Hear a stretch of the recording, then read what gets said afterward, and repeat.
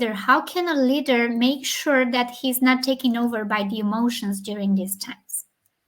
It takes a level of vulnerability for you as a leader. So I would not expect anyone to just be there and say, deny the reality, because we really need to have an honest conversation. This is one of the other things that I would like, this is what I advise leaders that I coach, but also what I would do if I would be in this situation with my team, like, and say, hey, we have team out there and we've been in touch with them. This is the situation. This might happen, or this might happen, right? You also want to talk about, what could go wrong from there, but also keep a positive mindset, because, at the end of the day, sooner or later, this will be over too. Like, we don't want this to go longer than it's already, has gone. But at the end of the day, let's focus on what we can control, right? We cannot control what happens there, right?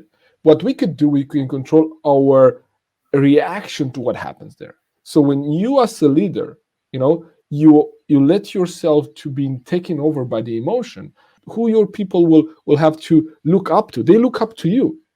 And if they don't see some optimism in there, if they don't see that you have a solid ground, that you're anchored in the reality, and then you have some, at least believe that you could do something from here and you could lead us as a team out of the situation, then what can I do, right? Where do I go for this certainty? I need some certainty. I need some optimism. So as a leader, we have to kind of balance this, being realistic about the situation, being honest about where we're at, about, do we have suppliers there? Do we have customers? Maybe, a big part of our income comes from customers in Russia or in Ukraine. What do we do now?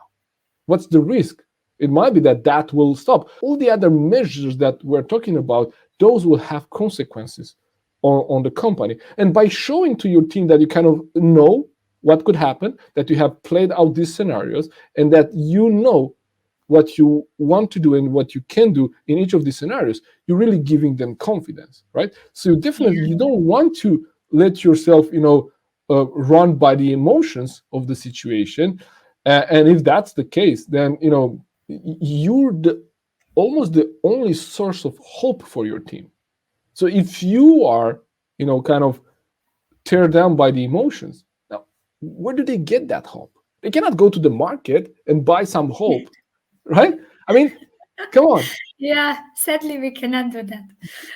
So as you just said, in times like this, leaders get to the surface. So if you might not be the best person to really well communicate this, or maybe you might not be the best person to hold that kind of speech for your team and create that environment, maybe you have someone on your team which is really good at doing that. Maybe you have an informal leader, that has a really good connection with your team, and maybe get some help from that person and try to kind of stabilize the situation. Because one of the biggest dangers that we actually face right now, it's fear, right? Because of what we see on social media, and you don't have to turn on your TV to see a lot of images that what happens, and you see the stories of people having to run away. All of these things create fear, and in the state of fear, we're not able to judge correctly, right? Yeah. So you as a leader, you really need to be grounded into something, and believe that what we stand for, this will prevail whatever we face.